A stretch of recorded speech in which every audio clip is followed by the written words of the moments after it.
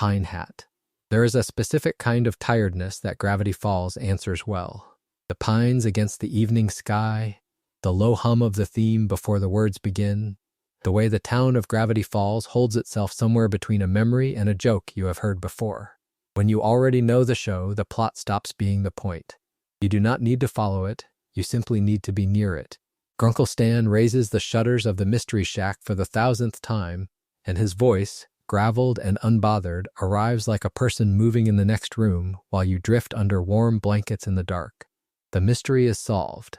The summer is over and also never ends. You can let your eyes close and let Dipper and Mabel keep talking somewhere just past the edge of sleep.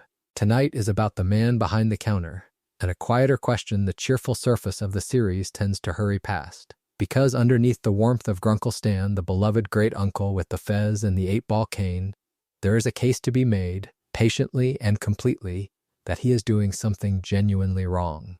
Tonight, we make that case. Welcome to Pine Hat, where we take the small hours seriously and the shows we love even more so. There is nothing you need to do here and nowhere you need to be.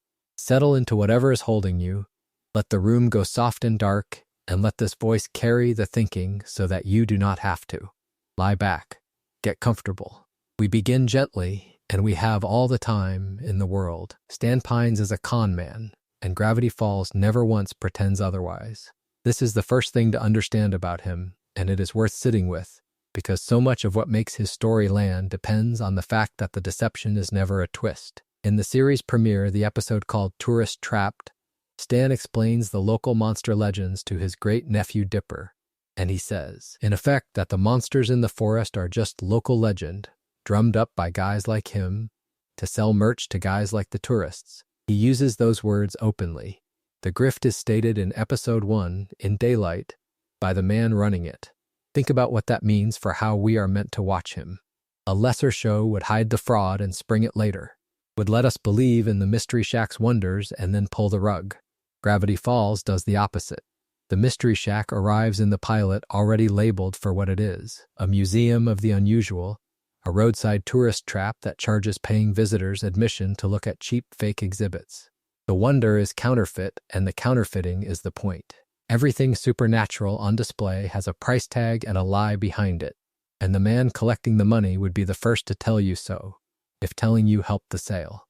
That is the lens this series of essays will hold up to Stan, and it is a moral lens rather than a biographical one.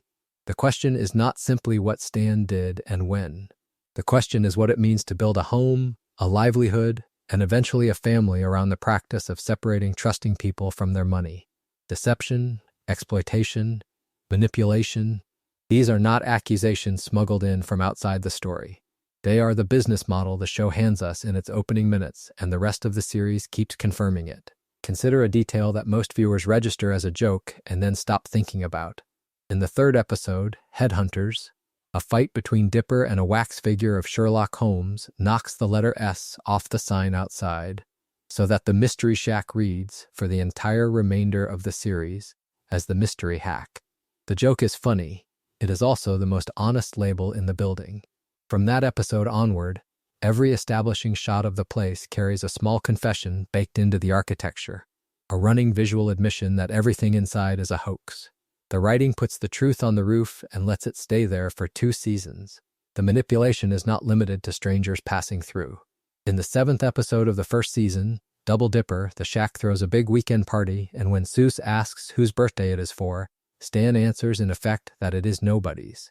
The party is not a celebration. It is a promotional event, staged to pull local kids through the door so that they will buy Mystery Shack merchandise. Notice the shift there. The tourists are one thing, faceless and temporary and easy to rationalize. But this is the town's own children, the people who live alongside him, and the machinery of the pitch does not slow down for them. To Stan, a crowd is a crowd, and a crowd is an opportunity. Now, a fair-minded listener might ask whether all of this is really so damning. Roadside attractions have always trafficked in a little harmless exaggeration. The tourist half expects to be fooled. There is an argument that the whole arrangement is a kind of consensual theater, and I want to give that argument its due before I set it aside, because Stan himself would make it, and he would make it well. The trouble is that Gravity Falls does not let the fraud stay small and theatrical. It keeps widening the frame, and the wider the frame gets, the less the excuses hold. Because the deception did not begin with the shack. In the 12th episode of the second season, A Tale of Two Stans, which aired sometime that summer of 2015, the series finally lays out where the con man came from. After being disowned by his father, Stanley Pines was banned from multiple states. He cycled through false identities. He assumed the name of his own twin brother, Stanford, and he faked his own death. The Mystery Shack, that cheerful trap full of fake exhibits, was itself a cover, not the family home at all, but his brother's old research house repurposed into a front. The exhibits are fake, the sign is a confession, and the name over the door belongs to another man. Every layer you peel back reveals another layer of pretending, all the way down to the identity of the person doing it. This is the reframing the moral lens asks for. When you first meet Stan, the lie looks like a marketing gimmick, a grumpy old showman overcharging for glimpses of taxidermy.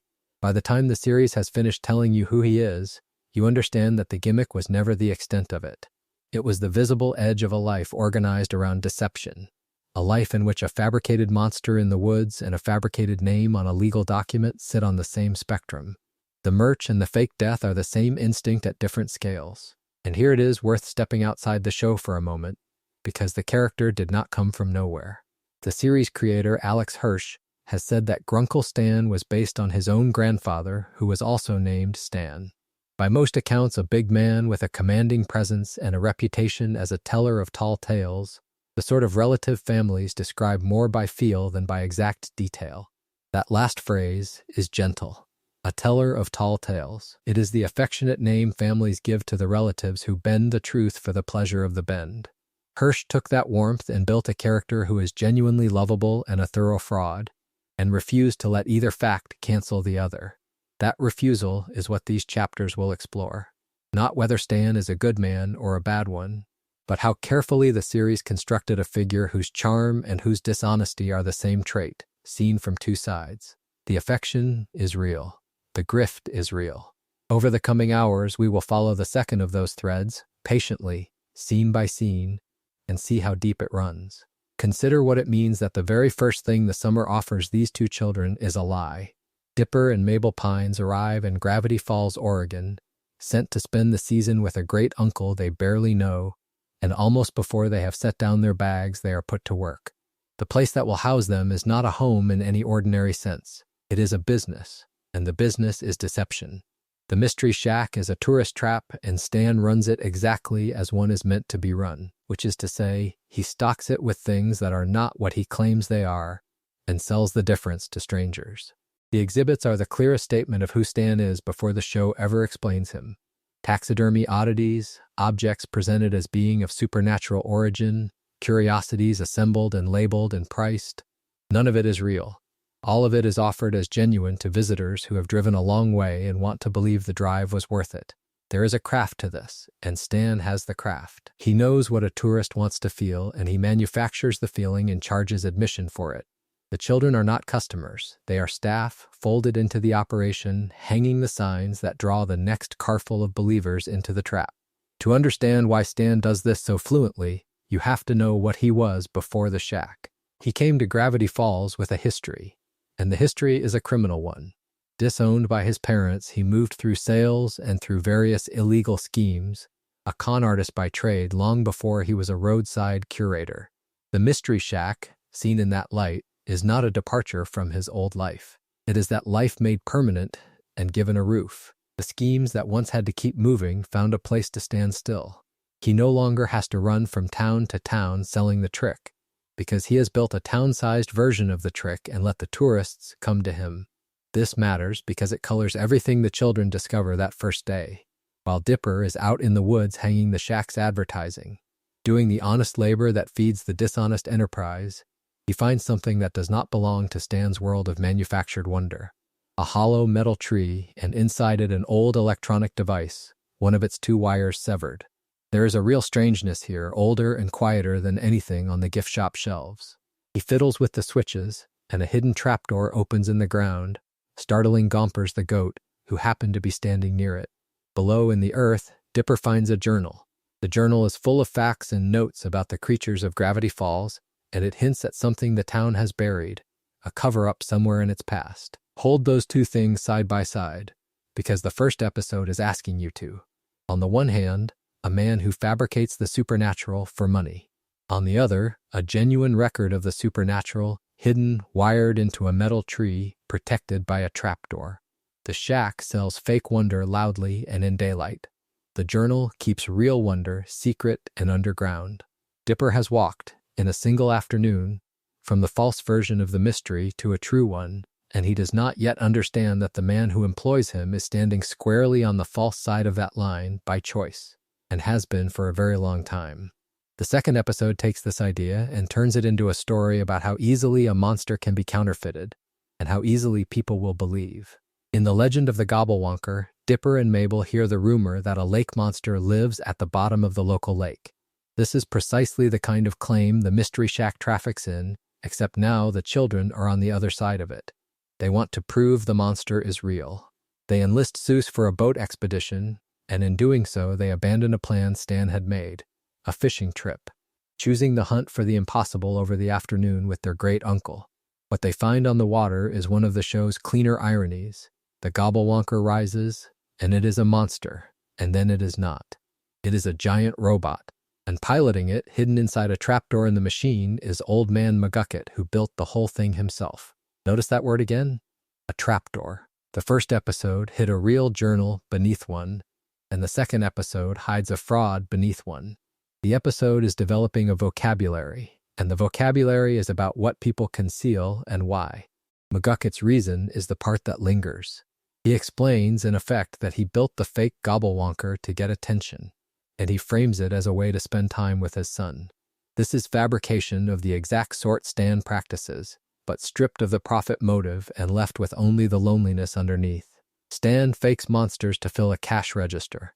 McGucket fakes a monster to fill an absence, to be seen, to have a reason for someone to come near him. Set the two men beside each other, and you have the episode's real subject, which is not the lake at all. It is the human appetite to manufacture something astonishing when the ordinary thing you want, money or company, feels out of reach. The methods are identical, only the ache behind them differs. And here the story does something generous and strange, something that keeps it from being merely cynical about all this counterfeiting. After the robot is exposed, after the monster has been proven false and the old man pulled from his hiding place, a final shot goes underwater. There, eating one of Dipper's cameras, is a real Gobblewonker, an actual creature, in the actual lake, all along. The fake did not mean there was nothing true beneath it. The lie sat on top of a fact. Think about what that does to the first episode in hindsight. Stan sells fake supernatural exhibits, and they are worthless as artifacts. And yet the journal Dipper found proves the town truly swarms with the impossible. McGucket builds a fake lake monster, and it is a hoax, and yet the lake really holds one. In both cases, the fabrication is real and the wonder underneath it is also real, and the two coexist without canceling each other out. Gravity Falls is a place where the counterfeit and the authentic occupy the same water. Stan's whole business model depends on tourists never learning that the real thing is out there, because if they knew, they would not need him to invent it. His fraud is protected not by the absence of magic, but by its secrecy. While the children chase all of this, Stan is left with his own small storyline, and it complicates the picture of him as nothing more than a swindler. Abandoned by Dipper and Mabel, who chose the monster hunt over his fishing trip, Stan spends the episode trying to make fishing buddies out of other Gravity Falls townsfolk. The man who sells strangers a fake experience for money spends his own free day trying, clumsily, to buy himself a real one for free. He wants company on the water. He wants someone to fish with. The children did not want to, and so he goes looking for a substitute, and the looking is a little sad, because it echoes McGucket so closely. Here again is a lonely older man in Gravity Falls trying to manufacture the presence of other people around him. Stan simply does it with worse tools and lower stakes, and without a robot. That echo is not an accident, and it is the reason this pairing of episodes rewards a second look. The channel has spent long stretches on Stan the con man, on the scale of his deceptions and the darkness in his past, and those tellings are true. But the thing the first two episodes actually establish, underneath the fake mermaid and the mechanical lake monster, is that fabrication in this town is almost always a mask for wanting. Stan wants money, yes, but he also wants the two children to stay, and he wants somebody to fish with, and he cannot ask for any of it plainly, so he builds an enterprise of tricks and hopes the wanting stays hidden behind it. McGucket wants his son. Even the town, with its buried journal and its hinted cover-up, wants the truth kept out of sight for reasons the show has not yet given. So the fraud is never only fraud. When Dipper opens that trapdoor in the woods and lifts out the journal, he is holding proof that the Mystery Shack is a lie, an entire building of invented marvels erected in a place that did not need any inventing. And when the real Gobblewonker surfaces to swallow a camera in the last seconds of the second episode, the show confirms the same joke from the other direction. The monster was fake, and the monster was real, and the man who could have told the children the difference is back on shore, alone, trying to convince a stranger to hold a fishing rod beside him. Everything Stan sells is false. Almost nothing he wants is. The distance between those two facts is where the rest of his story is going to live, and the summer has barely begun. Consider what a first day is supposed to be. Two children arrive in an unfamiliar town, sent to live with an uncle they barely know, and the reasonable expectation is a period of settling, of learning where things are and who can be trusted. That is not what Dipper and Mabel receive. As far as fans have pieced together, it happens early in their first days in town. When they are put to work at the Mystery Shack, and the work Stan assigns is not sweeping a floor or manning a register where he can see them, he sends them out to hang advertising signs and not simply along the road. He sends them into what the series plainly calls the spooky part of the woods. The signs are for the shack. The purpose is to draw tourists and their money. The children are the labor, and the labor happens where Stan is not. Think about the ordering of priorities embedded in that single instruction. A man who knows this town, who has lived in it for years, points two 12-year-olds toward the section of forest that even the residents regard as unsettling, and the reason is signage. Free signage, hung by relatives who cannot say no. The danger is not hypothetical to the world of the show, and it does not stay hypothetical for long. Alone among those trees, Dipper finds something. A hidden metal trapdoor set into the ground which opens onto an underground chamber, and inside that chamber a journal. The journal is a catalog of the dangerous supernatural creatures native to Gravity Falls. This is the object that will drive much of the series, and how it enters the story matters. It enters because a child was sent to do unpaid promotional work in a place adults avoid. The engine of the entire mystery is switched on by an errand whose only goal was to advertise a tourist trap more cheaply. And the woods are not empty of threat while Dipper reads. In the same first episode, a colony of gnomes has disguised itself as a teenage boy, a boy they call Norman, and their aim is to trick Mabel into becoming their gnome queen. She is 12. When the deception fails, the gnomes do not simply retreat. They combine into a single giant gnome monster, and that monster physically attacks both Mabel and Dipper. This is a genuine, bodily, life-threatening situation, the kind an adult guardian exists to prevent, or at least to notice. Stan notices none of it. Mabel defeats the giant gnome monster herself, using a leaf blower without help. More than that, without her uncle ever becoming aware that his niece had been in danger at all. Hold those two facts beside each other.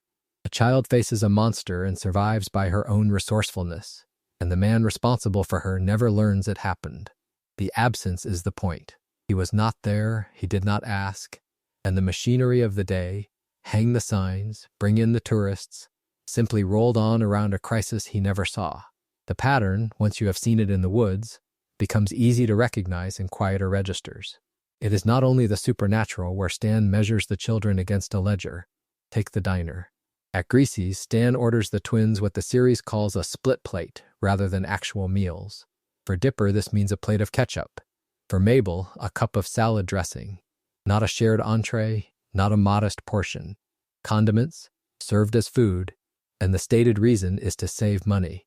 In the same stretch, he refuses to pay for pancakes for Mabel, telling the children, in effect, that he does not want to splurge. Pancakes, to Stan, are a splurge. This is the ordinary, non-magical face of the same instinct that sends them into the spooky woods. The child is a cost, and the cost is to be minimized. I want to be fair about what this does and does not prove. A man being cheap at a diner is not the same as a man endangering children in a haunted forest, and I am not collapsing the two into one accusation. But they are expressions of a single orientation, and the diner makes that orientation legible in a setting where nothing can bite you. When the base assumption is that the children's comfort ranks below the preservation of a few dollars, it is not a large step to the assumption that their safety ranks below the profit of the shack. The pancakes refused and the signs assigned come from the same place. One only looks worse, because the woods have gnomes in them. The clearest single image of this, though, arrives much later, and it is worth reaching forward to it. In Land Before Swine, the group discovers a mine full of dinosaurs, preserved for ages in tree sap that is now melting. Inside is a living pterodactyl.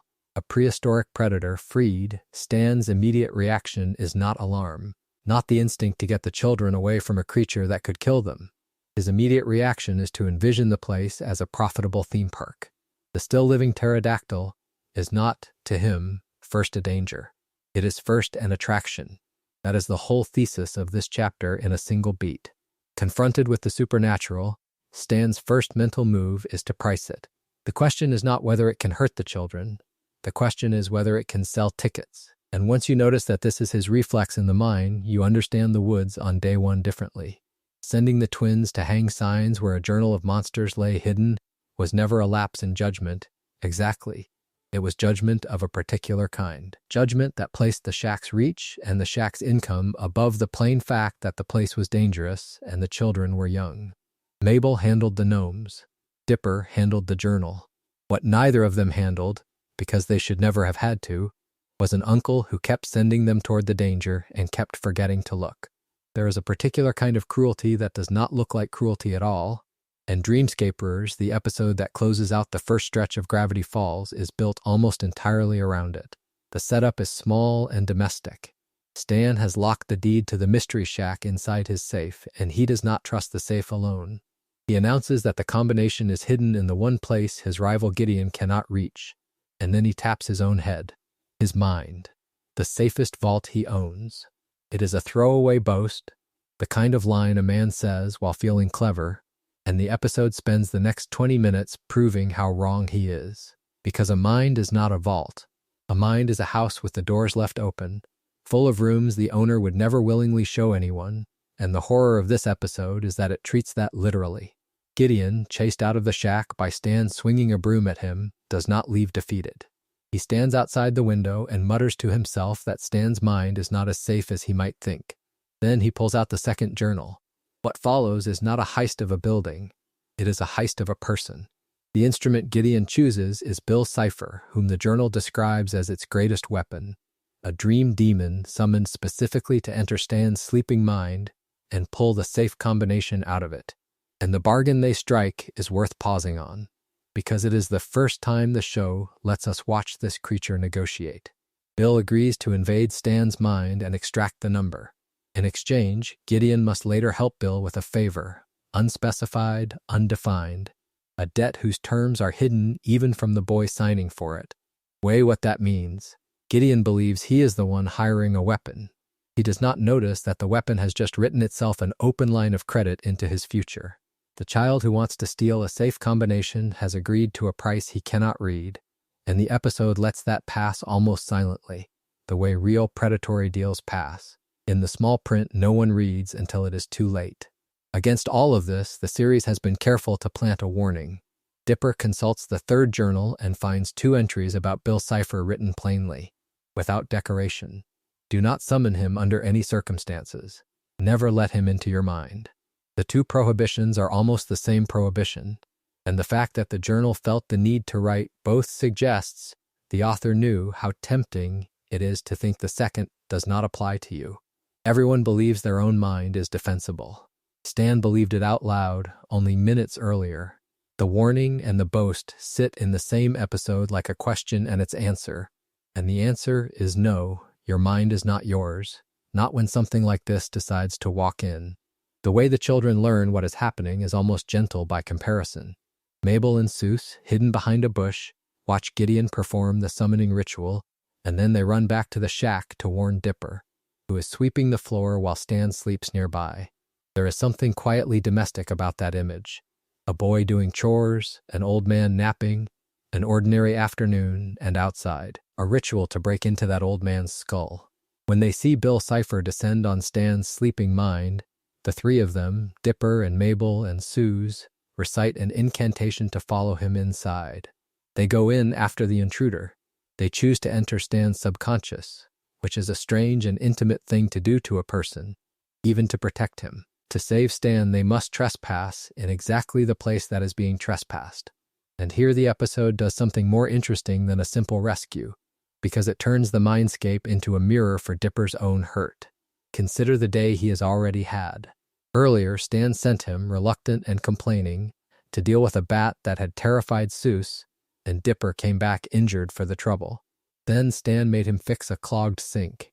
Dipper complains, not unreasonably, that he is always the one stuck with the hardest and worst chores, the dangerous ones, the disgusting ones. He arrives inside Stan's mind already carrying a grievance, already half convinced that his great-uncle does not think much of him. That resentment is the crack Bill does not even need to widen, because the mind itself supplies the wound.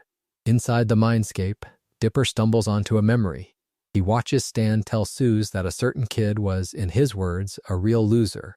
Dipper hears this and does what a tired, injured, unappreciated 12-year-old would do. He assumes it is about him. He believes his great-uncle has been calling him a loser behind his back, and something in him closes. He refuses, angrily, to keep helping the group, and he storms off, abandoning the rescue in the middle of it. It is a small betrayal that feels enormous, and the episode lets him carry it. For a stretch of the story, the boy who came to save Stan will not lift a finger for him, because he thinks he has just heard proof that he was never worth saving in the first place. What the show does with that misunderstanding is the reason this episode belongs in a conversation about how the people meant to protect a child can wound him without ever raising their voice. When Dipper revisits the same memory later, the truth turns out to be almost the opposite of what he heard. Stan was not describing Dipper at all. He was remembering his own childhood, his own younger self, a bullied and physically weak kid, a boy other people called a loser, and the harsh treatment, the dangerous chores, the bat, the sink, the constant sense of being singled out for the worst jobs was Stan deliberately trying to toughen Dipper up, to make him harder so the world would not do to him what it once did to Stan. That is the reveal. Stan was not neglecting the boy. He was, in his own bent way, trying to armor him. And yet notice what the episode refuses to let Stan off the hook for. He never explained it. Not once. He decided, privately, that the loving thing was to be cruel, and then he performed the cruelty and kept the love a secret. He let a child believe he was disliked because it served some hardening purpose Stan never bothered to put into words. There is a real tenderness under Stan's behavior, and the writing is generous enough to show us that tenderness. But there is also a genuine failure in it, and the show is honest enough not to hide the failure behind the tenderness. A man who loves a boy and lets that boy think he is worthless, on purpose, for the boy's own good, has still done a kind of harm. The intention does not erase the injury. And the fact that Dipper only learns the truth by literally breaking into Stan's mind, that the explanation had to be stolen rather than given, is its own quiet indictment. Some men will never say the thing out loud. You have to go inside their head to find it. That is what makes Bill's presence so fitting here, because Bill is the externalized version of the same violation. He is doing to Stan's memories what Stan's silence has been doing to Dipper all along, treating the inside of another person as territory to be entered and used. The episode stages the two at once. In the outer frame, a dream demon rifles through an old man's mind for a number he can sell. In the inner frame, a boy rifles through the same mind and finds a truth that was being kept from him. Both are trespass. One is malevolent and one is desperate, but the show puts them in the same house on the same night, and it lets you feel how thin the wall between them is. And then, in case the mindscape felt too safe, too much like a place where only feelings can be hurt, Bill Cipher blasts a hole clean through Dipper's torso. It is not fatal. The logic of the dream permits a child to survive a wound that would kill him anywhere else, but the image is deliberate. The demon puts a hole in the boy, a literal one, in the middle of an episode that is otherwise about the holes we put in children with words we never say and words we say wrong. The violence is cartoon violence, non-lethal, quickly moved past. The meaning is not. There is one more thing the mindscape produces, and it belongs to Mabel rather than to Dipper, and it works almost as comic relief while quietly making the same point. Bill reaches into Mabel's own mind and pulls out two figures who live there, fictional teen idol movie characters named Zyler and Kraz, and once they are out, they simply stay, following the group for the rest of the episode. It is played light, but it is the same mechanic as everything else in the episode. The inside of a person is not sealed. Things can be pulled out of it, memories, numbers, wounds, daydreams, and once they are out, they do not go back in. Mabel's fantasy walks around beside her. Stan's shameful memory of being a weak, bullied child is exposed to a boy who was never supposed to see it. The safe combination Stan swore no one could reach is, by the end, precisely the thing everyone has been reaching for. He hid it in the one place he thought was his alone, and the episode's whole argument is that no such place exists. There is a version of this episode that lives only in memory, and it is worth beginning with it, because it is exactly the kind of false memory this whole series exists to correct. In that version, the Grunkle who spends most of the summer scheming and lying finally turns his talent for deception on his own niece. He decides that no boy is good enough for Mabel, and so he works in secret to pull her romance apart, trusting his own paranoid judgment over hers. It is a tidy story. It fits the character we think we know. And in the actual fourth episode of the first season, which aired on Disney Channel early in the series' first run, almost none of it happens. What happens instead is stranger, and in some ways more damning. The romance in question belongs to Lil Gideon Gleeful, a 9-year-old who calls himself a psychic and runs a rival attraction to the Mystery Shack. Gideon pursues Mabel, and Stan's opinion on the matter is narrow and specific. He does not object to the relationship. He objects to Gideon's show, The Tent of Telepathy, because it competes with his own. Think about what that framing reveals. Stan's first instinct, when a strange boy starts circling his niece, is not protectiveness at all. It is professional rivalry. The girl is not the concern. The market is. And then the market shifts, and Stan shifts with it. Gideon's father, Bud Gleeful, comes to Stan with an offer, a profitable business alliance between the Tent of Telepathy and the Mystery Shack. The moment there is money on the table, Stan stops opposing anything. He supports the relationship, not because he has reconsidered Gideon, not because he has looked into the boy's character and found it sound, but because his niece's love life has just become a term in a deal. This is the quiet cruelty the episode is built on, and it is easy to miss, because Stan never raises his voice and never lies to Mabel about it. He simply reprices her happiness, which a moment ago was worth nothing next to his ticket sales, is suddenly worth supporting, because supporting it pays. So the person who actually watches out for Mabel is not Stan, it is Dipper. When Gideon reveals the other side of himself, a controlling and obsessive side, calling Mabel his queen, it is Dipper who tries to break the two of them apart. Consider the gulf between those two responses. The adult, the guardian, the man whose job is to protect these children, has monetized the situation and stepped back. The 12-year-old brother is the one who sees the possessiveness for what it is and moves against it. The chapter's stated theme, an overprotective Stan deceiving Mabel for her own good, turns out to describe the wrong Pines. There is a Pines in this story trying to protect Mabel from a bad match, and it is her brother, and he is a child. The confrontation that follows belongs to Dipper and Gideon, not to Stan at all.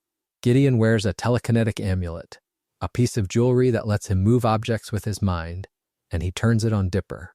Among the things he hurls is a pair of lamb shears sent flying across the room at a boy who is guilty of nothing except trying to help his sister. The overprotective schemer of the chapter's premise is nowhere near this scene.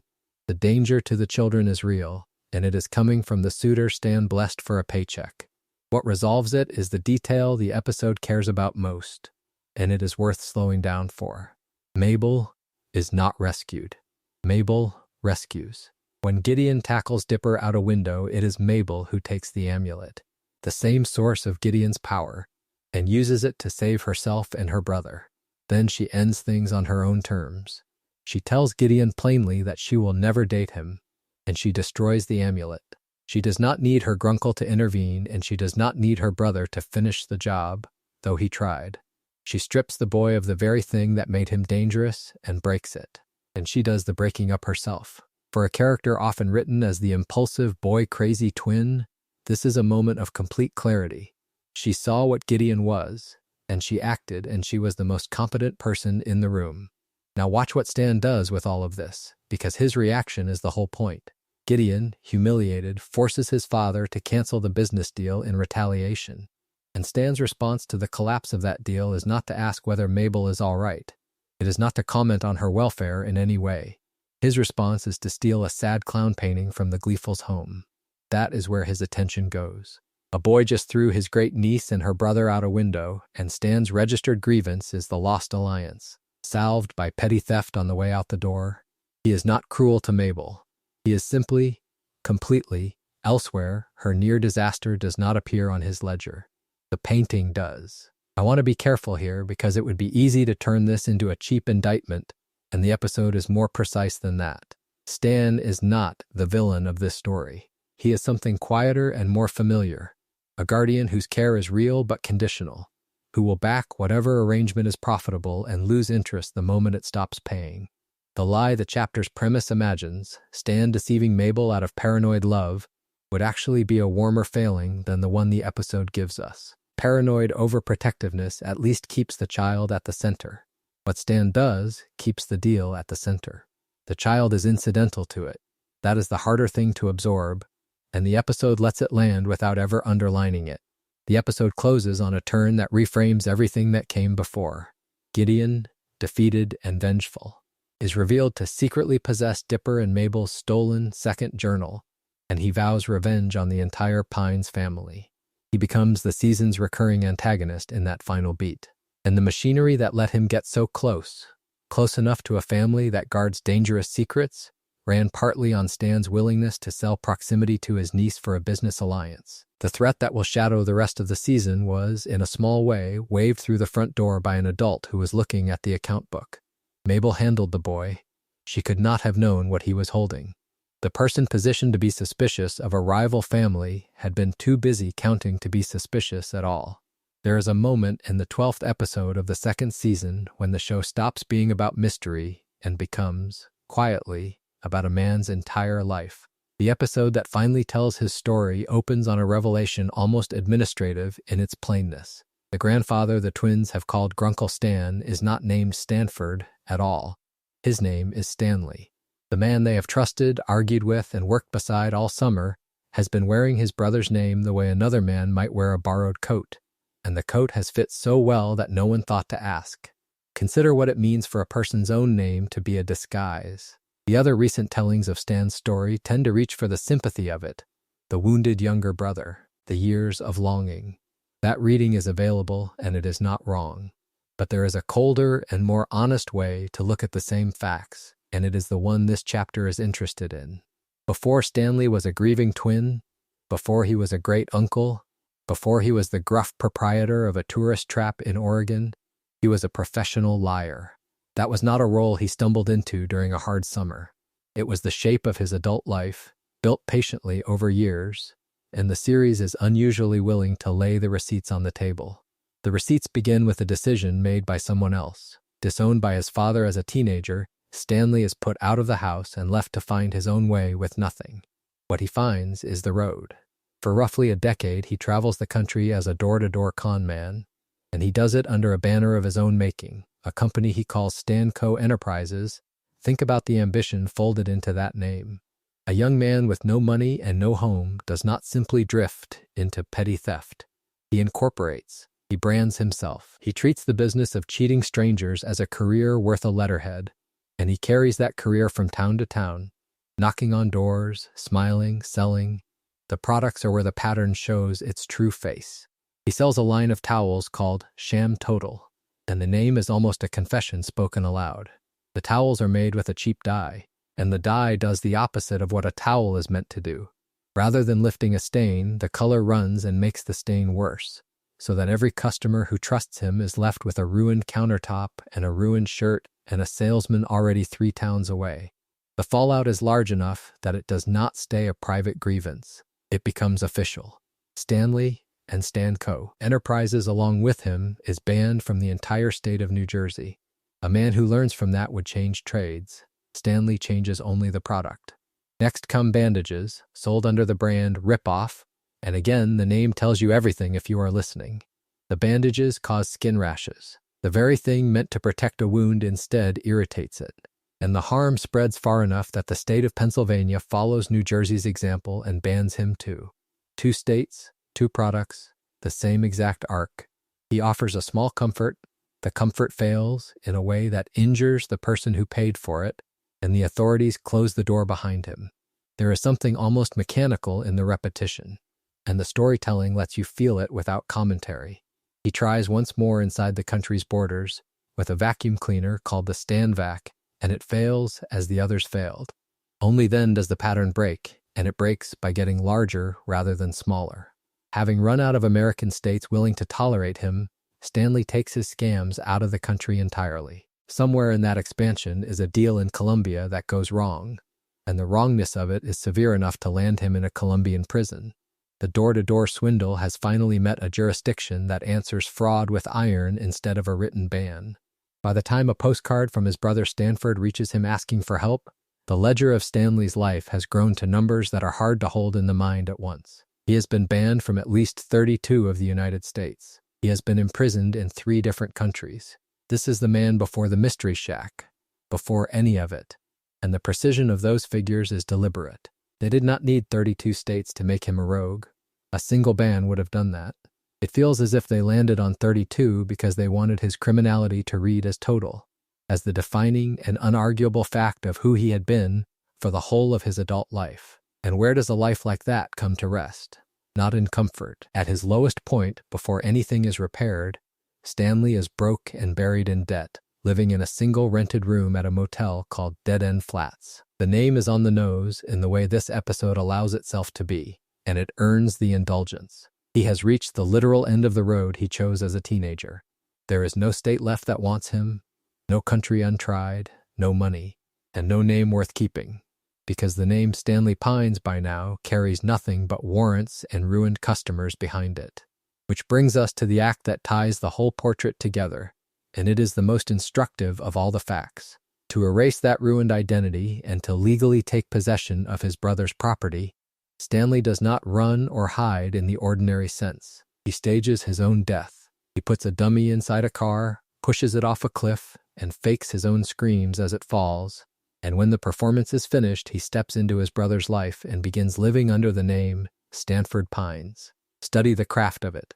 This is the same skill set that sold the towels and the bandages, the same instinct for a convincing surface over a hollow center. Only now the product being sold is his own funeral and the customer is the entire world. That is the lens this chapter asks you to hold. The warmth people feel for Grunkle Stan is real, and the series will spend its remaining hours complicating and partly redeeming him. But this backstory episode is careful to establish, first and without softening, exactly who he already was. A conman by trade, banned across a continent, jailed across borders, and skilled enough at deception to fake his death and wear a dead man's name for decades. Everything the twins love about him is built on that foundation, and the show does not let you forget that the foundation was poured long before they ever arrived. There is a moment in that same episode which the writing frames as an accident, and yet the longer you dwell on it, the harder it becomes to file neatly under that word. 2 brothers stand in a basement arguing over journal number 1. The argument is not calm. Stanley shoves his brother, or punches him, and Stanford stumbles backward, and behind him the portal has just come alive. He is pulled into it, and in the seconds before he goes, Stan says something that will hang over the next 30 years of his life like a debt he can never quite repay. He tells him, in effect, that some brother he turned out to be, that he cares more about his dumb mysteries than about his family, and that if that is the choice, then he can have them. Then Ford is gone. Think about the cruelty of that timing. The last words are not an accident. The shove may be a thing of the moment, a body reacting before a mind can stop it, but the sentence is deliberate. It is a curse spoken in anger, and the universe seems to take it literally. because at that exact instant the portal reaches out and grants the wish. You want your mysteries more than your family? Then go be with them. The line and the fall arrive together, fused, and for the rest of his life Stan will not be able to separate the two. He did not mean it, he also said it. Both of those things are true, and the guilt lives in the space between them. Then the portal shuts down. It breaks immediately after Ford is pulled through, and this detail matters more than it first appears, because it removes the possibility of instant repair. There is no button to press, no second attempt, while the machine is still warm. The door closes, and it stays closed. Whatever Stan feels in that moment, whatever horror or panic, he cannot act on it. His brother is somewhere beyond a machine that no longer works, and Stan is alone in a basement with the silence of a thing that has just gone wrong in a way that cannot be undone. What he does next is the part the story treats as a confession, and it is worth slowing down here, because this is where the accident becomes a life. Stan fakes his own death. He stages a car crash, and the newspapers report that Stanley Pines has died. Weigh the strangeness of that decision. His brother is the one who vanished, and yet the name that goes into the obituary is his own. He does not report Stanford missing. He does not call for help. He erases himself instead, and in the same motion he steps into the empty space his brother left behind, presenting himself to the town as Stanford Pines. The living twin takes the dead name. The vanished twin keeps his. From the outside, nothing has been lost. Stanford Pines still lives in the house at the edge of town. It is only the inside that has been hollowed out and swapped.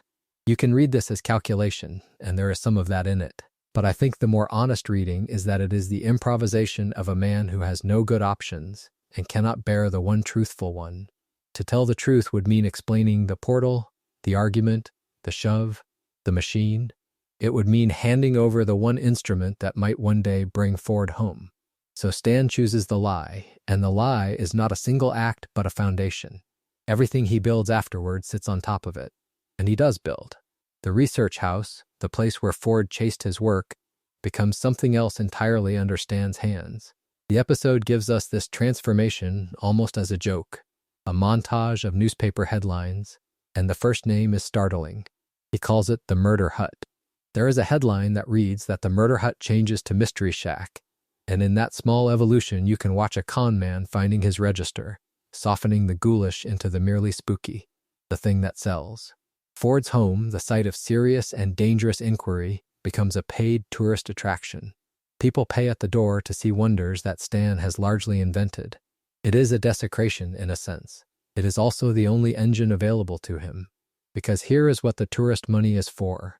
It is not for Stan. It funds a secret 30-year effort to reactivate the portal and get Ford back. Every ticket sold, every overpriced trinket, every gullible visitor who wanders through the Mystery Shack is unknowingly financing a rescue mission that has no guarantee of ever working. The whole gaudy enterprise, the thing that looks from the road like a cheap roadside trap, is a cover story wrapped around a decades-long act of devotion. The man the town thinks is Stanford Pines is spending his life and his lie trying to undo the moment he became him. And the work is not simple. Reactivating the portal requires all three of Ford's journals, and Stan has only one. So the 30 years are not only a matter of waiting, they are a matter of searching. He spends decades tracking down journals 2 and 3, hunting scattered pieces of his brother's research across time, assembling the very knowledge he once fought his brother over. Remember that the argument that started all of this was an argument over journal number 1. The books were the source of the rupture, and now the books are the only path back. Stan has to become, in his own crude and determined way, a keeper of the thing he could not understand and did not want. The mysteries he mocked are the mysteries he now needs. Meanwhile, a whole generation grows up inside the lie without knowing it is a lie. Dipper and Mabel arrive believing that Grunkle Stan is their biological great-uncle Stanford. For most of the series, they have no idea that the real Stanford has been missing for 30 years, that the man who feeds them and shelters them and gruffly loves them is wearing his brother's name like a coat. Consider the intimacy of that deception. It is not aimed at strangers. It reaches all the way into the family, to 2 children who trust him completely, and it holds. The lie is so old and so total that it has become simply the shape of the world they were born into.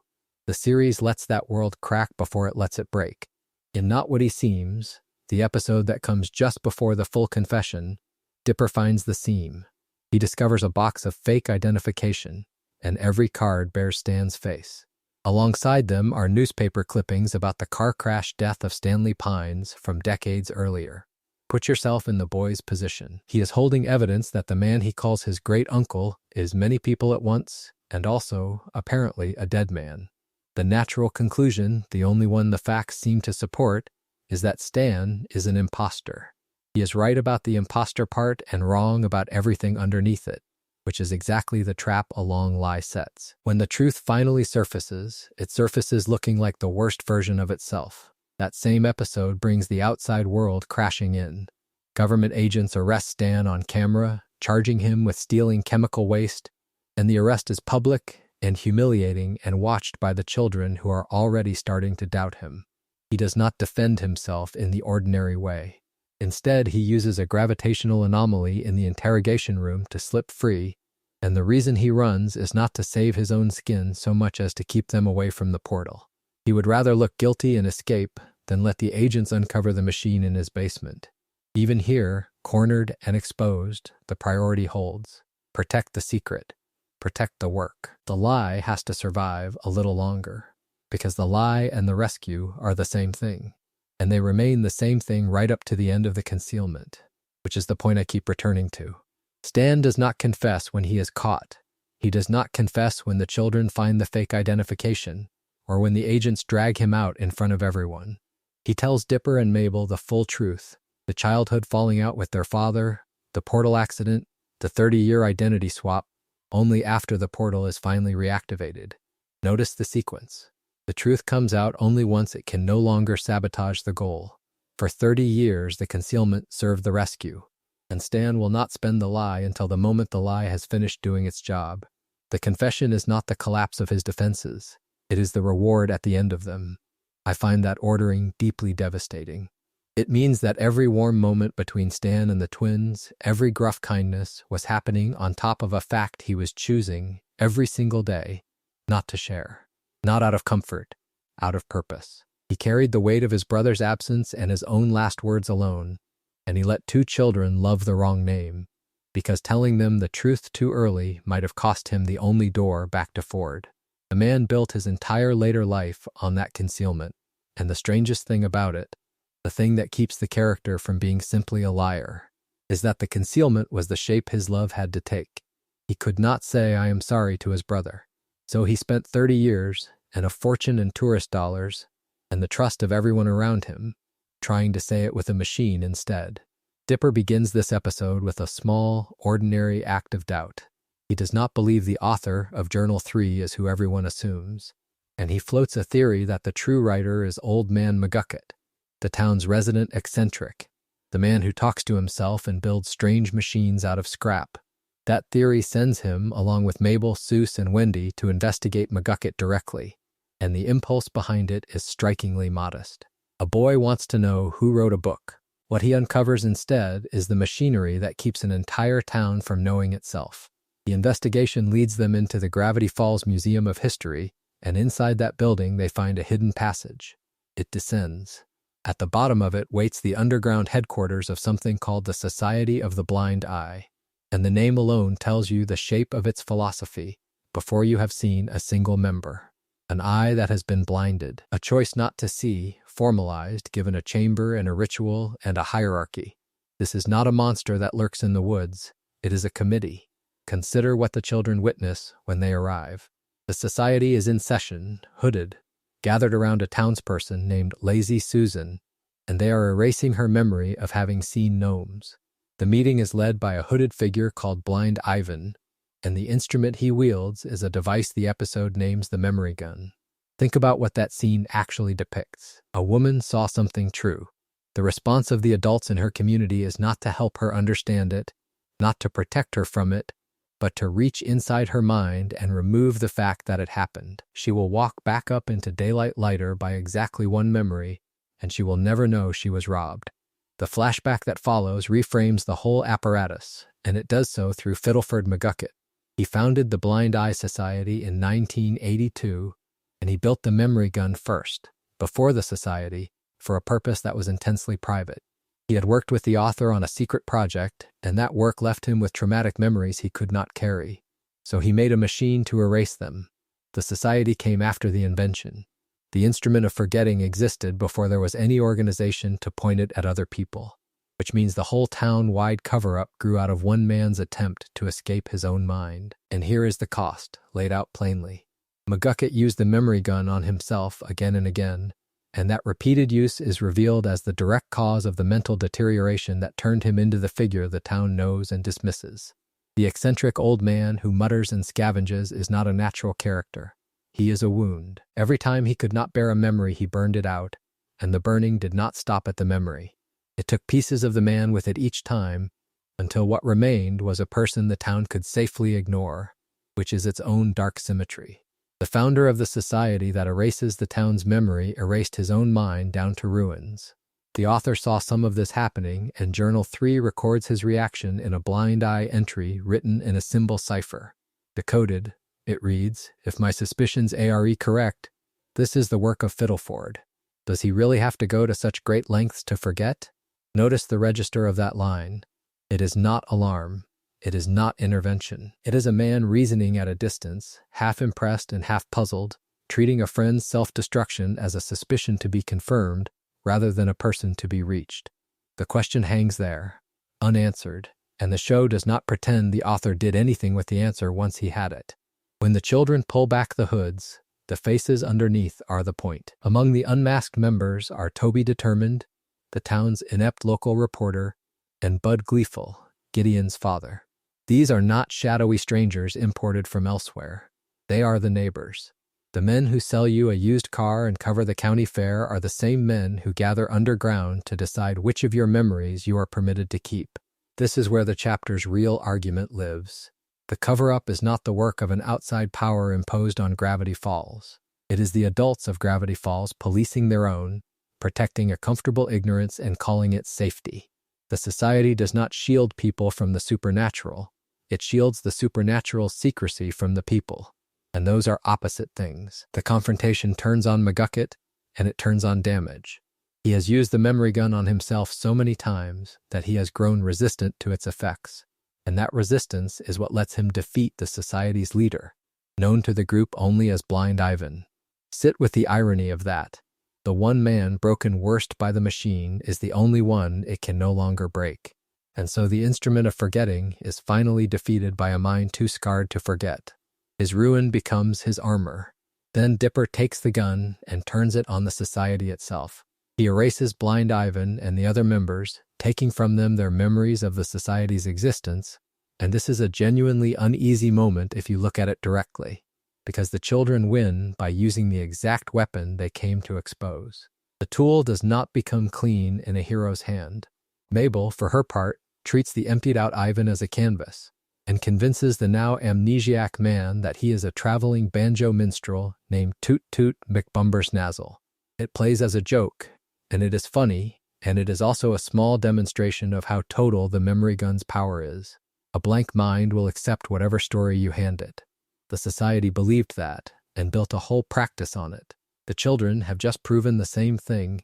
Laughing, the episode signs off with a cryptogram in its closing credits, decoded with the keyword erase, and the message it hides is the cleanest statement of the whole society's creed: ignorance is bliss. But bliss is boring. That is the ledger, set out in 2 sentences. The society was right that not knowing is more comfortable. Susan was happier without the gnomes. The town sleeps easier for every memory that has been taken. What the second sentence concedes is the price of that comfort, that a life scrubbed clean of everything difficult is also a life with nothing in it, a bliss with no texture and no weight. The society chose the comfort and paid the boredom, and paid it in Fiddleford McGucket's mind most of all, which returns us, finally, to where this chapter has been pointing. Stan belongs to the generation of adults who built and maintained the town's silence, the old guard who decided long ago that some things are better buried. He does not appear in the underground chamber in these facts, and I will not put him there. But the society is the institutional form of a bargain he lives inside and benefits from.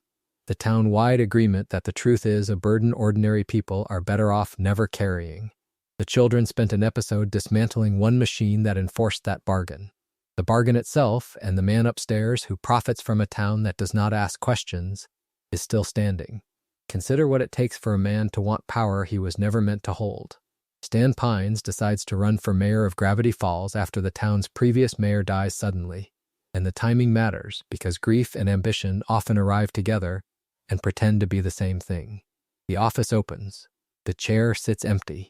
And Stan, who has spent so much of his life in the shadow of his brother Ford, looks at that empty chair and sees something he wants very badly, which is not the town and not the work, but the feeling of being seen. That is the engine underneath this whole story. A man who feels overshadowed reaches for the one thing that would make people look at him instead of past him. It would be easy to read this chapter as comedy, and it is comedy, but the mechanism at its center is quietly serious. Stan does not want to serve. He wants to be chosen. And the gap between those two desires is where the corruption begins, long before any spell is cast or any tie is tightened. Think about what it means that the death of a public official reads to Stan primarily as an opening in his personal ledger, a chance to settle a score with his own sense of smallness. The civic institution is not a thing he respects. It is a stage he intends to stand on. The town, for its part, does not make the office seem worth respecting either. And the episode is careful about this. When the candidacy requirements are laid out at the town hall meeting, they are not qualifications in any meaningful sense. To become a candidate for mayor of Gravity Falls, a person must cast a shadow, count to 10, and throw a hat into a hoop.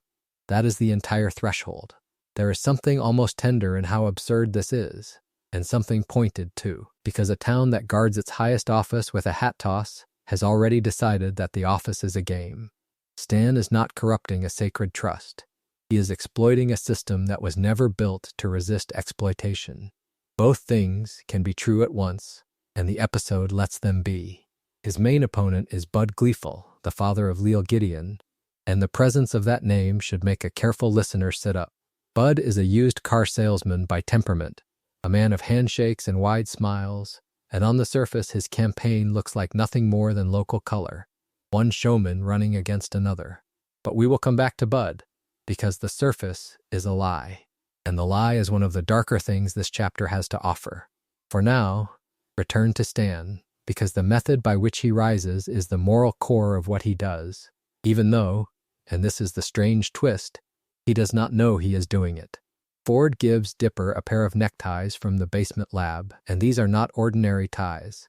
Whoever wears the controlling tie can puppet the actions of whoever wears the other. It is mind control dressed up as menswear, a small sinister object handed over almost casually, the way dangerous tools tend to move through this family. Dipper and Mabel do what curious children do with a new power. They test it first. They try the tie on Seuss, watching to see whether it works before they turn it on someone who matters more, and there is a coldness in that small experiment that the writing does not underline but does not hide. Then they use it on Stan. Here is the part worth slowing down for, because it inverts the usual shape of a corruption story. Ordinarily, the corrupt man reaches for the forbidden tool himself. He knows what he is doing. He weighs his soul against his ambition and chooses the ambition. Stan does not get that scene. During his Wednesday stump speech, Dipper and Mabel secretly work the tie, and Stan, without any awareness of it, begins to spout crowd-pleasing, non-committal political lines. The words are not his. The polish is not his. And it works. His popularity climbs. The crowd warms to a version of him that is being operated from offstage by two children who love him and have decided with the best intentions that they know better than he does what he should say. Consider what that means. The manipulation of this civic race does not begin with Stan's greed alone. It begins with his own family deciding that the honest version of him is not electable, and that a puppeted version, saying nothing in particular but saying it warmly, will serve better. Stan is willing to corrupt the institution for personal advantage. Yes, that is the truth of his character and the reason he is in this story at all. But the tie complicates the guilt in a way that is more interesting than a simple morality play. He is both the corrupter and the corrupted. He is a man who would cheat if he could, being made to cheat by people who assume he would want them to. The non-committal lines are the perfect emblem of it. A campaign built on saying agreeable nothing, generated by someone other than the candidate, rewarded by a crowd that cannot tell the difference. That is the show's quiet verdict on how these races are actually won. And now we must return to Bud Gleeful, because if Stan's corruption is accidental and half-aware, the corruption running through his opponent is deliberate, patient, and monstrous. Bud's campaign is not really Bud's at all. It is a scheme orchestrated by his imprisoned son Leal Gideon, who is running his father like a franchise from inside a jail cell. Gideon's goal is not to govern, it is to get his father elected so that a Mayor Gleeful can pardon him and set him free. The whole apparatus of the campaign, the smiles, the promises, the paternal charm, is a lever built to pry open a prison door. The means Gideon uses to tighten his grip are worse than persuasion. He finds a possession spell on a saved page from journal number 2, and he uses it to take direct control of his father's body. Hold that for a moment. Stan is being puppeted by meaning children through a magic tie he does not know he is wearing. Bud is being puppeted by his own son, who has crawled inside him. The episode gives us 2 candidates for the same office, and both of them are, in the most literal sense, not in control of themselves. One is operated out of love and the other out of cold ambition, and the show places them side by side so the comparison cannot be missed. The mayoral race of Gravity Falls is, underneath the bird seed and the hat tosses, a contest between 2 hollowed-out men. Possessed Bud drops the pretense of politics the moment the mask is no longer useful. He kidnaps Dipper and Mabel and ties them to dynamite inside a monument, a great Mount Rushmore-style carving of stone faces, and the image is almost too on the nose to be an accident. The children who tried to steer an election from the shadows are now bound to explosives inside a monument to civic grandeur, threatened by a man who is himself only a shell for someone else's hunger for power. Everyone in this scene is being controlled by someone.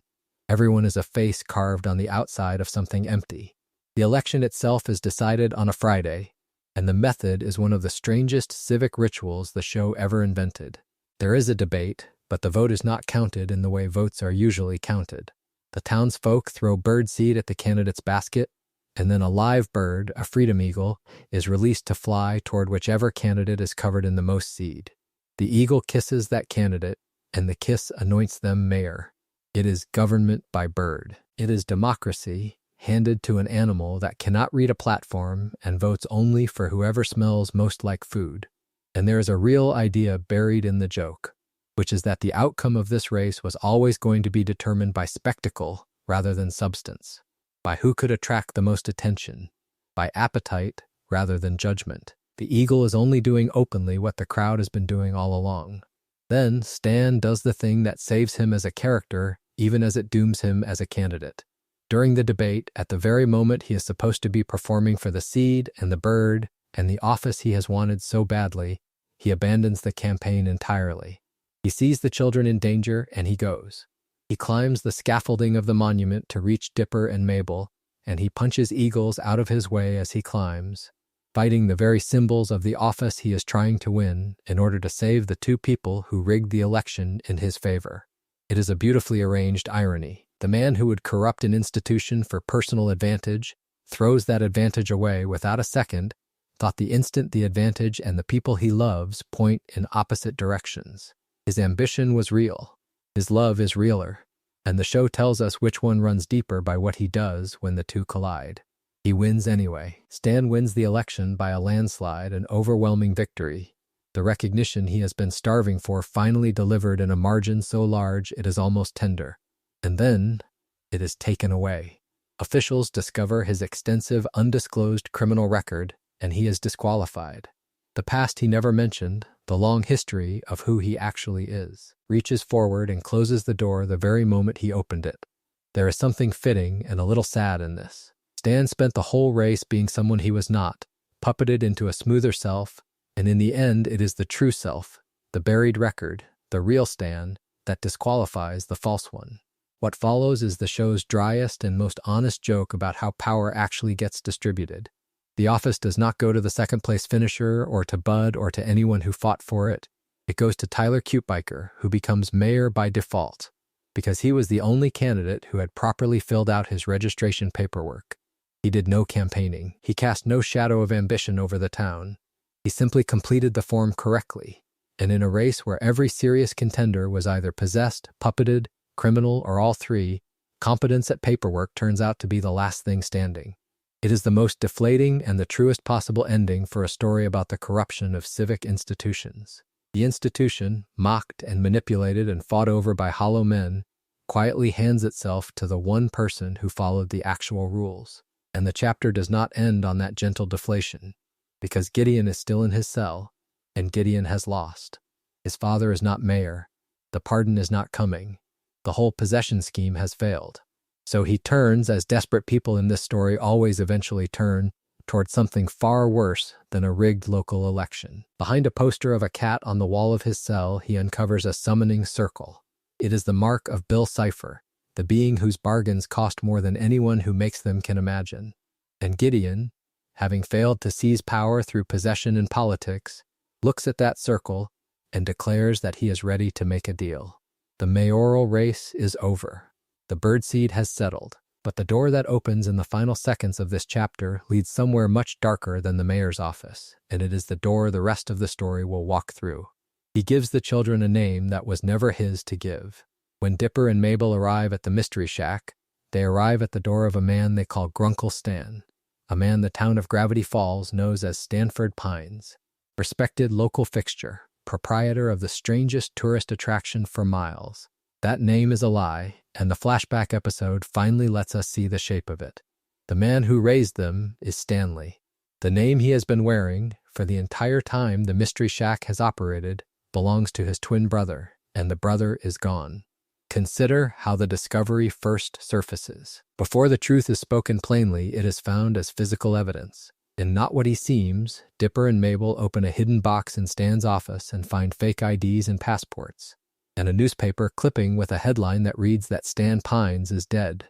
Think about what an object like that is. A person keeps a box of false identities because a single self was not enough to survive on. And the clipping announcing his own death is the cleanest confession of all, because to walk around wearing his brother's name, Stanley first had to bury his own. The evidence does not accuse him of one crime, it gestures at a whole architecture of them. To understand what he took, we have to go back to the beginning of the taking, and the show does. As teenagers, Stanley destroys Stanford's science fair project. He does it by punching the display table in anger, and the anger has a source that matters. He has just learned that the project could win Stanford a place at West Coast Tech, a prestigious school on the far side of the country, a school that would pull the twins apart. So the ruin is not random vandalism. It is a boy trying to keep his brother close and breaking the thing that would separate them, and in breaking it, breaking exactly the future his brother had built. The machine that was supposed to carry Stanford up and out is smashed by the hand of the one person who could not bear to be left behind. The cost lands on Stanley first, and it lands hard. Philbrick Pines, the twins' father, throws Stanley out of the house and lays the blame squarely on him for ruining Stanford's college chances. There is a grim symmetry beginning to form here that the show sets in motion decades before it pays off. Stanley is cast out for damaging his brother's prospects, and the story that follows is the long process by which Stanley damages those prospects far more completely than one punch ever could. He is exiled for taking Stanford's future. He will spend most of his life proving the accusation true in ways his father could not have imagined. What happens in those years apart is its own quiet indictment. Before the Mystery Shack exists, Stanley is already a traveling con man working under his own name, and that name has already been arrested more than once and banned from more places than he could easily list. Hold that fact beside the identity theft to come. When Stanley eventually assumes Stanford's name, he is not handing his brother a clean reputation to wear. He is pouring Stanford's name into a life already shaped by fraud, already trailing a record across most of a country.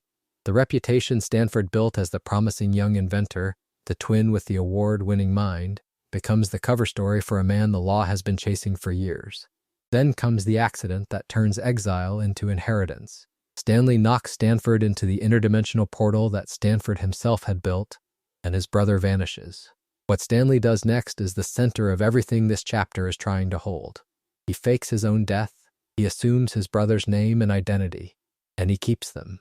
Not for a night, not to escape a single jam, but for the entire operating life of the attraction he raises over the ruins of his brother's work. He turns Stanford's house, and the underground lab beneath it into a tourist trap, names it the Mystery Shack, and presents himself to the whole town as Stanford Pines. Think about the layers of what that involves. There is the house, which was Stanford's. There is the lab, which was Stanford's, the site of his real and dangerous work. Now the basement of a roadside curiosity that sells lies to strangers for money. There is the name itself, which Stanley speaks in his own mouth for decades until the town knows no other Stanford at all. And there is the reputation, the standing, the very idea of who Stanford Pines was, all of it repurposed. When a con man wears your name for that long, the name stops meaning you. Every transaction Stanley makes as Stanford, every small deception the Mystery Shack runs on its visitors, accrues to a reputation Stanford is not present to defend. The brother in the portal cannot object. He cannot correct the record. He is being spent in absence at his own expense. This is why the physical freedom Stanley took is only the beginning of the account.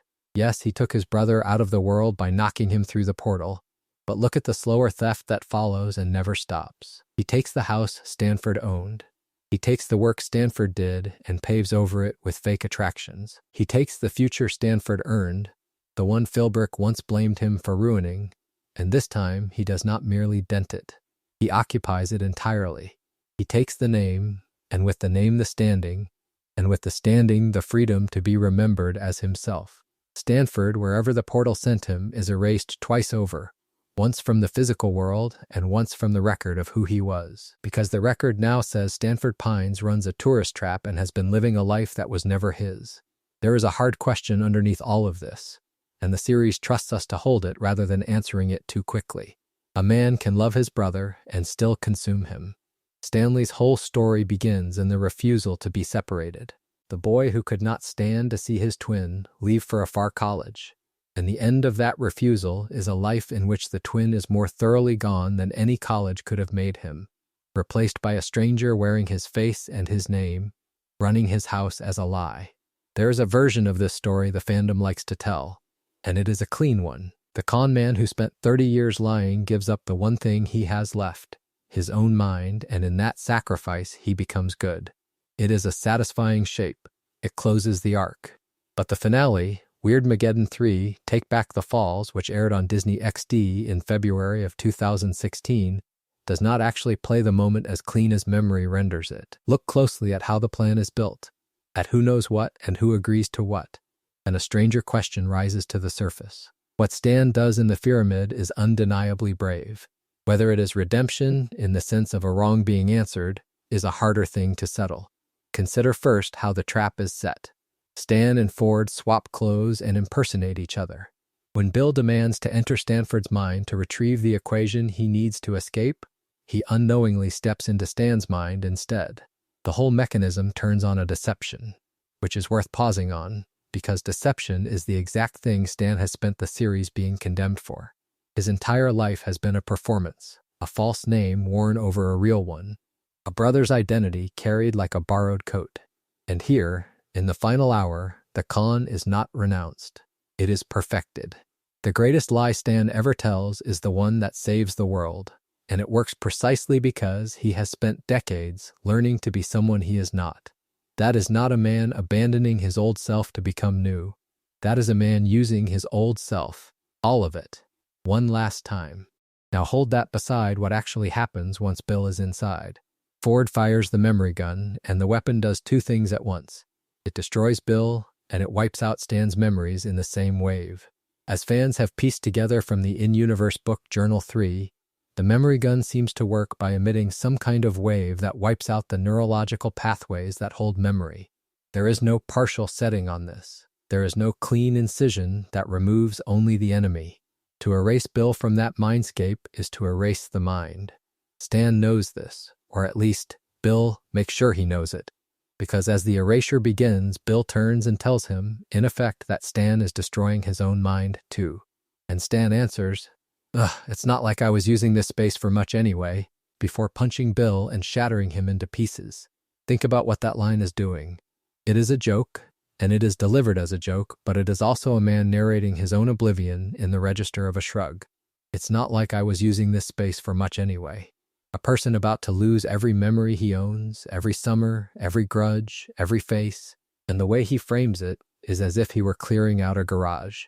There is enormous courage in that flippancy. There may also be something sadder underneath it. A man who has spent so long believing his inner life was worthless that he can hand it over without appearing to grieve. The show does not tell you which reading is correct. It lets both stand. And notice, too, that Bill spends these final seconds trying to reopen the deal. As the wipe starts, Bill tries to call it off and bargains, offering Stan things to stop the erasure. Stan refuses and taunts him for messing with the Pines family. This is the moral center of the scene as the show frames it, and it is genuinely admirable. Stan will not be bought. The lifelong huckster, the man whose every choice could be purchased, meets the one offer he will not take. But the object of his loyalty is the family, and that raises the question this chapter is circling. The family is exactly who was not asked, because here is the part the clean version leaves out. While the mind swap unfolds, Dipper, Mabel, Seuss, and Wendy are converting the Mystery Shack into a giant robot built with weirdness-immune unicorn hair to fight Bill's minions. They are not in the room. They are not consulted on the plan. Stan and Ford settle the whole scheme between the two of them, brother to brother, and the children who love Stan learn what he has done only after his mind is already gone. This is not a small detail. It is the same pattern the entire series has been quietly indicting in both Pines brothers, the habit of deciding alone, of protecting people by removing them from the choice. Ford built a portal in secret, Stan ran it in secret for 30 years. And now, at the end, the two of them make the largest decision of all of their lives, and everyone the decision costs is kept outside the door. So when we ask whether this is redemption, we have to ask what redemption would even require here. If it means self-sacrifice, then yes, without qualification, Stan gives everything. If it means the answering of a wrong, then the picture blurs, because the wrong Stan is most often charged with is the wrong of unilateral decision, of loving people by controlling what they are allowed to know, and the sacrifice is itself a unilateral decision. Nobody consents to losing Stan. Mabel does not agree to it. Dipper does not agree to it. Seuss and Wendy are handed a finished outcome. Even Stan, in a strange way, is not fully consenting in the ordinary sense, because he agrees to the erasure of the very mind that would have to live with the agreement. The self that says yes is the self that will not survive to remember saying it. That is the uncomfortable core of it. A choice made without full consent from everyone it wounds, including, arguably, the person making it. And yet it is offered to us as the redemptive act, the moment that squares the ledger. The show is not confused about this. It is showing you a man whose defining flaw and whose defining virtue turn out to be the same gesture wearing two faces. The willingness to decide alone, to carry the weight without asking permission, is what made him a liar for 30 years. It is also what makes him a hero in this room. You do not get one without the other. The finale does not let you separate them. What happens next only sharpens the discomfort. The amnesiac Stan is taken back to the ruined shack, and he does not recognize Ford, or Dipper, or Mabel, or Seuss, or Wendy. The people he saved are strangers to him. The family he refused to sell out is a room of unfamiliar faces. And the thing that begins to bring him back is not Ford, not the brother he did all of this beside, but Mabel, who shows him her scrapbook of photos from the summer, and looking through it gradually restores his memories. It is the child who was never consulted who reaches him. It is the record of shared time, the accumulated proof that he belonged to people that reels the mind back from the void. There is a quiet correction in that. The decision was made without her, but the recovery runs through her. Whether you call the ending redemption may finally depend on what you believe redemption is for.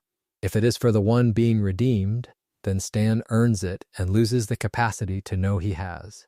If it is for the people around him, then it is given to them without their say, and returned to them, imperfectly, through a scrapbook. The bravery is not in question. What lingers, in the calm after the fight, is the older Pines habit that even the sacrifice cannot fully outrun. To love by deciding alone. By the time the series ends, the question of what to make of Grunkle Stan had already moved out of the show and into the people watching it. Critics wrote about him. Fans wrote long essays about him. And Alex Hirsch, the man who made him, sat down after the finale and tried to explain what he had been reaching for. What emerges from those conversations is not a single verdict, but a kind of argument, carried out in public, about whether a lifelong con man can be called good, and about whether the show was honest with itself when it decided that he could. Start with the finale review that the AV Club published. It called the ending perfect, and it located the emotional turn at a very specific moment, the point where Ford realizes that Bill could never have swindled a wily operator like Stan. Think about what that reframing does. For most of the series, Stan's skills are the marks of a small crook, a man who lies for a living and cheats tourists in a converted shack. And then, in a single line of recognition, those same skills become the reason the world is saved. The con is no longer a moral failing. It is the weapon that beats a creature no honest man could beat. That review understood that the show was not asking us to forgive Stan's dishonesty so much as to see it, finally, in a different light. The same review did not simply hand him the win, though. It noticed that Stan's early reluctance to help Ford feels, in its words, a tad forced. That is a fair thing to notice. There is a stiffness in the way the show stages his hesitation, a sense that the plot needs him to drag his feet. But the reviewer argued that the stiffness is consistent with the man, that it fits his general cowardice and selfishness, and his specific older wound where Ford is concerned. That is a generous reading, and I think it is the correct one. A character can behave a little awkwardly and still behave in character, because real people are awkward when they are afraid of the person they have spent a lifetime failing to please. Hirsch, for his part, was clear about what mattered to him most. In his goodbye interview with the AV Club, he said his priority for the ending was to show Grunkle Stan as himself, fully intact. Not a damaged version of himself, not a lost version of himself. That is why the memory comes back. The show had built a scenario in which Stan's mind could have been erased for good, a genuinely bleak possibility, and Hirsch chose to restore him. The point was not to spare the audience discomfort for its own sake. The point was that the man they had come to know deserved to walk out of his own story whole. You can hear the affection in that decision and also a kind of protectiveness. He made the same instinct plainer still in his interview with TV Insider. Speaking of the Pines family, he said he loved these characters too much to have them lose it all or actually die. That is a striking thing for a writer to admit. It is an open confession that he pulled back from the harsher, more permanent consequence, that he could have punished Stan more and chose not to. Some viewers will read that as the series letting him off easy, and that objection deserves an honest hearing, because it is not wrong on its face.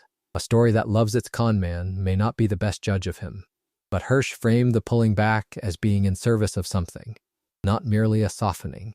In that same conversation, he said the finale was built so that Ford could see Stan be the hero. Finally, after a lifetime of regarding his brother as a bumbling leech, Ford is allowed to see past his own pride and recognize what Hirsch called the true side of his brother. The mercy, in other words, was aimed at a purpose. Stan is not spared so that he can go on being a lovable crook. He is spared so that the one person whose judgment he could never escape can at last judge him correctly. That is a different thing from letting him off. It is giving him the chance to be seen. The most interesting defense of the show's morality did not come from a critic or from Hirsch at all. It came from a fan, in a widely shared essay about redemption and happy endings proportional to selflessness. Its argument is elegant. The show, it claims, scales each character's ending to how selfless their final choice was. Stan and Ford are rewarded because they change for their family. Bill Cipher is not rewarded because his last-second offer to change is made purely to save himself. The mechanism is not whether you have done wrong, it is why you turn and for whom. Stan has done a great deal of wrong, but his turn, in the end, points away from himself, and the story pays that out. The same essay draws a sharper line by comparing Stan to Gideon. Gideon changes too, but his change is mixed, because he still wants to be Mabel's hero after all. The desire for glory is still tangled up in his better behavior. Stan's motivation, by contrast, the essay frames as purer, centered on protecting his family rather than on being admired for it. And that distinction, I think, is the real answer to the charge that the show goes soft on him. The show is not indifferent to Stan's crimes, it simply weighs a different thing. It asks whether, when everything is on the line, a man chooses himself or chooses the people he loves. Bill chooses himself and gets nothing. Gideon half chooses and gets a mixed ending. Stan chooses his family and is made whole. Whether that is the right way to measure a life is a question the show cannot settle for you. It only tells you which scale it decided to use, and it is honest enough in its interviews and its finale both to let you see it choosing. So the case against Grunkle Stan does not rest on any single con, or any single lie, or the counterfeit money in the drawer. It rests on the pattern, the way a man builds a life out of small deceptions and then asks two children to stand inside it with him. He sells wonder he does not believe in. He profits from the trust of people who came looking for something real. And he does all of this while calling it love, while meaning it as love, which is the part that refuses to resolve cleanly. The show never lets you hate him, and that is precisely the problem it hands you. To forgive Stan completely is to forgive the machinery he runs. To condemn him fully is to ignore the roof he keeps over Dipper and Mabel, the sacrifices no one sees, the brother he spends 30 years trying to bring home. He is wrong in the ways that matter and right in the ways that ache, and the two do not cancel. They simply sit together, the way they sit together in him. Consider what that means for the last thing you see. A grifter in a cheap suit, standing at the door of a shack full of lies, waving goodbye to a summer that trusted him anyway. The lights go off inside. The sign still glows. If you enjoyed this video essay, make sure to subscribe. Thanks for watching, and I will see you in the next.